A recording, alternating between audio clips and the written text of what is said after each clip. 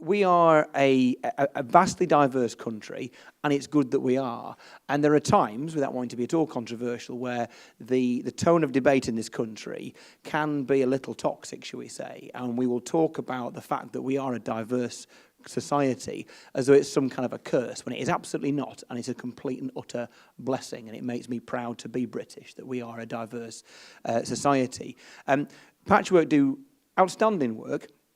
And I think what I was particularly impressed last year, let's be honest, as president of the Liberal Democrats, I do a lot of work reaching out to a variety of communities, diaspora communities and others around the country, not least because I am absolutely aware, fully conscious and frankly embarrassed about the fact that Parliament, and our party included, do not reflect the society that we seek to represent and speak up for. And we have to go out of our way to make sure that we address that and change that in real, clear, visible and deep ways. That's what I do in my sort of national role. Those of you who know my constituency, which is slightly bigger than the whole of Greater London, which is basically the south end of the Lake District and the west end of the Yorkshire Dales, let's be totally blunt, it is a very monocultural society. And yet, I ended up being honoured with a runners-up award, albeit, award last year in 2013. And that's because Patchwork understand that diversity is about more than some people would think it is. I mean, in a rural community like mine, the sense of exclusion and rural poverty can often be huge and much less visible, much harder to tackle. So I'm not going to tell you where it is, but there's a particular school in my patch where there's 40 kids at a primary school.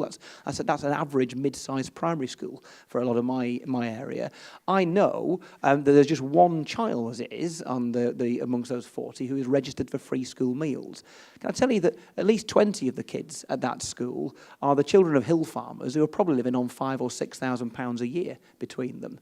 And yet there is no culture of stepping forward, no culture of seeking help. And you've got to go out and find these folks and find ways of helping them. It's a different set of priorities. It's a different sort of engagement. And so I guess what I found most impressive about Patchwork, not just the way in which they address the whole range of sort of top-level issues in this country and trying to make sure that all the different communities work closely together as one whilst respecting one another's differences. They're even diverse in the way they deal with diversity. And I was hugely impressed by that and quite honoured by the fact that, you know, as a rural MP, on behalf of other rural MPs, that Patchwork were willing to take account of that kind of work. So I am hugely grateful. You do immense work. This is a society that is stronger for being diverse, and we are far better together, to pinch a phrase, at the moment than we are in any way living in our silos. So I look forward to the awards later on this year.